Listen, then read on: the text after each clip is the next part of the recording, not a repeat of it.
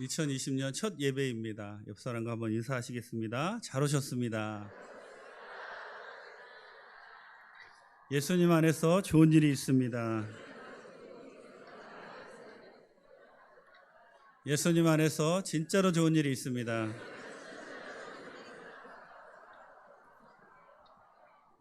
우리의 입술의 고백대로 올해에는 주님 안에서 정말로 좋은 일이 많이 생길 줄 믿습니다. 저는 오늘 잠언 3장 1절에서 6절 말씀에 근거해서 하나님의 명령을 지키면 받는 복이란 제목으로 같이 은혜를 나누기를 원합니다. 제목을 한번 따라해 보실까요? 하나님의 명령을 지키면 받는 복.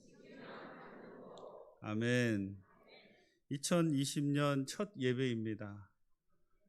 2020년 하면 뭔가 2020 해서 모양도 예쁘고요. 그리고 2019년 하면 뭐 지났으니까 하는 얘기지만 뭔가 좀 부족한 것 같고 야, 아홉수가 안 좋다 그러잖아요. 뭐 그런 여러 가지 이래저기가 있는데 저는 특별히 개인적으로 2020년이 너무나 기대가 됩니다. 하나님께서 2020년 우리 교회에 큰 복을 주실 줄 믿습니다. 저는 오늘 이 말씀을 통해서 하나님께서 새 우리에게 주실 복을 같이 나누기를 원하는데요.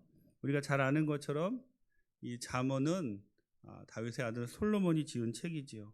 솔로몬은 하나님께서 이스라엘 왕으로 세워주셨는데 자신이 나이도 어리고 하나님께 어떻게 하면 이 백성들을 잘 섬기며 나갈 수 있겠습니까 하고 1000마리 짐승을 잡아서 하나님께 제사를 드립니다. 그러자 하나님께서 그 정성을 보시고 너무나 감격하셔서 그에게 오셔서 내가 원하는 것이 무엇이냐 그랬더니 솔로몬은 부귀도 구하지 아니하고 그리고 장수도 구하지 아니하고 내가 이 백성을 잘 섬길 수 있는 지혜를 주십시오라고 하나님께 구하니까 하나님께서 너무 기특하셔서 지혜도 주시고 부귀도 주시고 또 여러 가지 다른 복을 주시는 거예요. 솔로몬이 이 하나님께 주신 그 지혜대로만 살았으면 끝까지 잘 살았을 텐데 우리가 잘 아는 것처럼 그의 말년은 여인들과 우상 숭배로 좋지 않은 말년을 보내게 되지요. 본문의 이 잠언은 아마 솔로몬이 그렇게 타락하기 직전에 지었던 그런 책으로 보입니다. 오늘 1절부터 6절까지 말씀에 보면 1절은 내 말을 이렇게 지키면 2절은 이런 복을 줄 것이다. 또 3절도 내 말을 이렇게 지키면 이런 복을 줄 것이다. 4절도 또 이렇게 동일하게 6절까지 이게 반복되는 그러한 형식으로 이루어져 있습니다. 오늘 본문을 통해서 2020년 하나님께서 우리에게 어떤 복을 주실지 같이 은혜를 나누기를 원합니다. 우리가 하나님의 명령을 지키면 첫째로 하나님은 장수와 평강의 복을 우리에게 주신다고 약속하십니다. 1절부터 2절 같이 한번 읽겠습니다. 나의 법을 잊어버리지 말고 내 마음으로 나의 명령을 지키라. 그리하면 그것이 내가 장수하여 많은 해를 누리게 하며 평강을 더하게 하리라. 아멘. 오늘 본문에서 솔로몬은 나의 법을 잊어버리지 말라. 즉 하나님의 법을 잊어버리지 말라라는 소극적인 명령에 이어서 내 마음으로 나의 명령을 지키라 하는 적극적인 명령으로 나아가고 있습니다. 여기서 나의 법에 해당하는 원어는 토라티라고 하는데요. 율법이라고도 하고 또 부모나 스승의 교훈을 의미하고 있습니다. 솔로몬이 이야기해 주는 것은 무엇이냐면 우리가 복을 받으려면 하나님의 법을 잊어버리지 말라는 거예요. 여러분 하나님의 법을 잊어버리지 않으려면 우리가 기억력이 한계가 있기 때문에 뭔가를 잊어버리지 않으려면 어떻게 해야 되죠? 잊어버리지 않으려면 반복해서 계속 읽어야 됩니다. 읽고 또 읽고 읽고 또 읽고 또 암송해야 되는 거예요.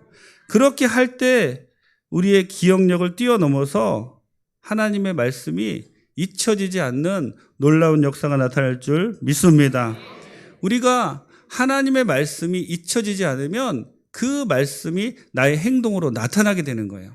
그래서 잊지 말라는 소극적인 명령과 그 하나님 말씀을 적극적으로 지키라는 두 가지 명령을 지금 솔로몬은 하고 있는데 어떻게 보면 우리가 이 세상을 살아가면서 죄를 짓는 이유는 하나님의 말씀을 잊어버리기 때문에 죄를 짓는 거예요. 여러분 우리가 도둑질 하려고 할 때나 아니면 다른 사람을 미워하려고 할 때나 또 이런 잘못을 저지르려고 할 때 그 순간에 하나님의 말씀이 막 천둥처럼 막 우리 귓가에 울리는 거예요. 우리 가슴을 쾅쾅쾅쾅 하나님 말씀이 막 와서 부딪히는 거예요. 그러면 우리가 죄를 지을 수 있을까요? 주님을 믿고 거듭난 사람이라면 하나님의 말씀이 그렇게 우리에게 다가와서 우리를 자극하면, 우리를 감동시키면 절대로 죄를 짓지 못합니다. 그런데 우리가 죄를 짓는 이유는 뭐냐면 그 순간에 하나님 말씀을 잊어버리기 때문에 그래요. 하나님 말씀을 잊게 되면, 기억나지 않게 되면, 아니면 억지로 잊으려고 노력을 하게 되면 그 죄를 짓는 순간에도 아무런 거리낌이 없이 죄를 짓게 된다는 것이죠. 그러므로 2020년 여러분 하나님께 복을 받으려면 절대로 하나님의 말씀을 잊지 않는 여러분 다 되시기를 주님의 이름으로 축원합니다. 하나님께서 이렇게 하나님의 말씀을 잊지 않고 그리고 우리가 적극적으로 하나님 말씀을 지키게 되면 어떠한 복을 주신다고 말씀을 하시냐면, 첫째는 많은 해를 누리게 되는 장수의 복을 말하고 있습니다. 여기서 장수의 복은 단순히 오래 사는 것이 아니라 원래의 의미대로 보면 생명의 해를 누리게 된다는 그런 뜻이에요. 즉 건강하고 활력 넘치는 삶이 오래될 것을 말합니다. 지금 요즘 우리 한국 사회나 요즘 세계에서 가장 관심을 갖는 것이 무엇이냐면 건강 수명이에요. 그냥 단순히 오래 사는 것이 중요한 것이 아니라 건강하게 얼마나 오래 사느냐가 중요한 그런 시점인데, 성경은 벌써 몇천 년 전에 하나님 말씀을 지키게 하면 생명의 해를 누리게 된다. 즉 건강하고 활력 넘치는 삶을 살도록 하나님이 지켜주신다라고 약속하고 있습니다. 새해 이런 하나님의 놀라운 복이 여러분과 함께 하시기를 주님의 이름으로 축원합니다. 둘째로는 평강의 복을 주신다고 이야기합니다. 이것은 외부와의 분쟁이 없는 것뿐만이 아니라 모든 것이 완전히 충족되어 마음의 화평을 누리고 외부와도 조화로움을 이루는 그러한 평강을 말하고 있습니다. 이렇게 우리가 평강을 누리려면 먼저는 하나님과 나 사이의 관계가 바로 세워져야 돼요. 하나님과 나 사이의 관계가 바로 세워지려면 어떻게 해야 될까요? 나의 죄가 없어야 됩니다.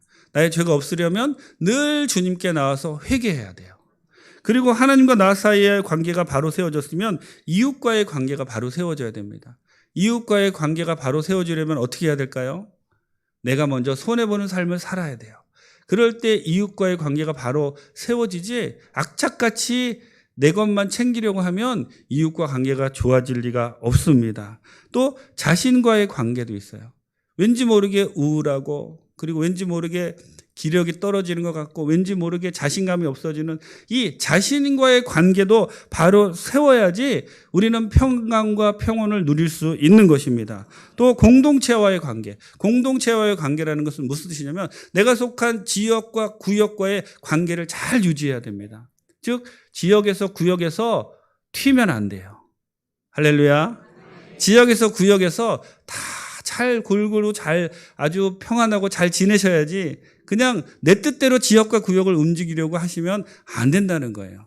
그리고 정말 이런 평강을 누리려면 자연과의 관계, 즉 세상과의 관계에서도 아름다운 조화를 이룰 때 하나님께서 놀라운 평강을 우리에게 허락해 주신다는 겁니다. 하나님과의 관계를 바로 하는 여러분 되세요. 이웃과 관계를 바로 하는 여러분 되시기 바랍니다. 자신과의 관계를 바로 세우시고 공동체와의 관계, 자연과의 관계를 바로 세우셔서 하나님 주시는 평강을 2020년 계속 누리시는 여러분 되시기를 주님의 이름으로 축원합니다. 솔로몬이 이대로 행했더라면 정말 그는 평강과 평안을 누리며 하나님의 명령대로 이스라엘의 훌륭한 왕이 되었을 텐데, 솔로몬은 하나님으로부터 지혜는 받기는 했었지만 그 지혜의 말씀대로 행하지 못했던 그러한 사람이었습니다. 우리는 솔로몬을 보면서 배우는 것이 아니라 솔로몬이 하나님께로부터 받은 이 잠언을 통하여 2020년에 여러분이 큰 복을 받아 누리게 되시기를 예수님의 이름으로 축원합니다. 신명기 30장 16절 같이 한번 크게 읽겠습니다. 곧 내가 오늘 내가 명령하여 내 하나님 야훼를 사랑하고 그 모든 길로 행하며 그의 명령과 규례와 법도를 지키라 하는 것이라. 그리하면 내가 생존하며 번성할 것이요 또 내 하나님 야훼께서 내가 가서 차지할 땅에서 내게 복을 주실 것임이니라. 아멘. 시편 119편 11절 같이 한번 읽겠습니다. 내가 주께 범죄하지 아니하려 주의 말씀을 내 마음에 두었나이다. 아멘. 하나님 말씀을 잊지 마시고 그것을 지키시며 주님 주시는 평강과 평온 그리고 생명의 해가 넘쳐나는 2020년 되시기를 예수님의 이름으로 축원합니다. 둘째로 하나님의 명령을 지키면 하나님과 사람 앞에 은총과 귀중히 여김을 받는다라고 본문은 이야기합니다. 3절부터 4절 같이 한번 읽겠습니다. 인자와 진리가 내게서 떠나지 말게 하고 그것을 내 목에 매며 내 마음판에 새기라. 그리하면 내가 하나님과 사람 앞에서 은총과 귀중히 여김을 받으리라. 아멘. 인자와 진리가 내게서 떠나지 말게 하며 라고 이야기하는데요. 인자와 진리는 거듭난 그리스도인이 가져야 할 하나님을 닮은 그러한 성품을 이야기하고 있어요. 인자라는 그 뜻의 원어는 헤세드인데 그 헤세드의 뜻은 사랑, 은혜, 인자, 인애, 자비, 친절 등의 뜻을 가지고 있고요. 그리고 진리라는 말은 원어는 에메트인데 상황이나 형편에 관계없이 자신이 말한 바를 확실히 지키는 성실성을 이야기하고 있습니다.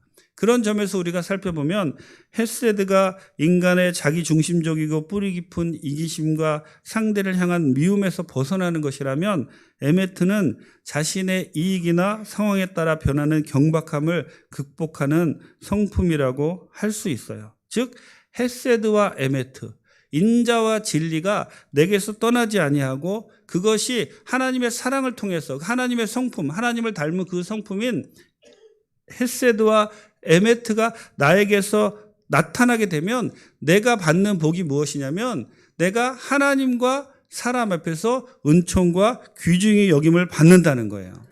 여러분, 하나님과 사람 앞에서 귀중히 여김을 받는다는 표현은 구약에 딱 한 번 나오고요. 신약에 딱 한 번 나옵니다. 구약에서는 사무엘에게서 나오고 신약에서는 예수님에 대한 표현으로 나옵니다. 사무엘상 2장 26절 같이 한번 읽겠습니다. 아이 사무엘이 점점 자라매 야훼와 사람들에게 은총을 더욱 받더라. 아멘. 누가복음 2장 52절입니다. 예수는 지혜와 키가 자라가며 하나님과 사람에게 더욱 사랑스러워 가시더라. 아멘. 우리가 우리의 성품을 통해서 헤세드와 에메트가 계속 나오게 될 때 우리는 사무엘과 같이 예수님과 같이 사람들과 하나님 앞에서 은총과 귀중히 여김을 받게 됩니다. 여러분, 우리는 어느 누구를 막론하고 인정받고 싶어 해요. 그래서 우리 어린아이들을 보면 막 말썽 부리고 막 부모님을 힘들게 하는 그런 아이들을 보면 다 부모님의 사랑을, 관심을 더 받고 싶어 하는 그러한 마음이 그 아이들에게 있기 때문이에요. 그런데 아이들만 그런 것이 아니라 그러한 마음들이 어른이 되어서도 우리에게 나타나는 그러한 때가 있습니다. 어른이 되어서도 교회 안에서나 아니면 직장에서나 인정받고 싶어요. 그런데 인정받으려고 사람들이 어떻게 하냐면 어린아이는 말썽을 부립니다. 어른들은 어떻게 하냐면 고집을 부려요. 인정받으려고 고집 부리는 거예요. 그런데 여러분, 고집 부린다고 사람들이 그 사람을 인정해 주는 것이 아니에요. 본문의 말씀처럼 우리가 진정으로 은총과 귀중히 여김을 받고 인정을 받으려면 내 마음 가운데, 내 성품 가운데 헤세드와 에메트, 즉 인자와 진리가 내 마음 가운데서 끊임없이 흘러나와야 되는 거예요. 그러면 그냥 내가 나를 인정해 주십시오 하지 않더라도 사람들이 그 성품을 보고 나를 인정해 주고 사람들만 인정해 주는 것이 아니라 하나님이 인정해 주신다는 거예요. 여러분, 그것이 십자가의 신앙입니다. 하나님으로부터 인정받고 사람들로부터 인정받는, 즉 수직적인 관계와 수평적인 관계가 조화로움을 이루는, 이것이 진정으로 하나님이 우리에게 원하시는 거예요. 그러므로 2020년에 우리 모든 성도님들의 마음 가운데 인자와 진리, 헤세드와 에메트가 끊임없이 흘러나와서 주위에 있는 모든 사람들에게 인정받고 하나님께 인정받는 모든 분들이 다 되시기를 주님의 이름으로 축원합니다. 에베소서 4장 22절에서 24절 같이 한번 읽겠습니다.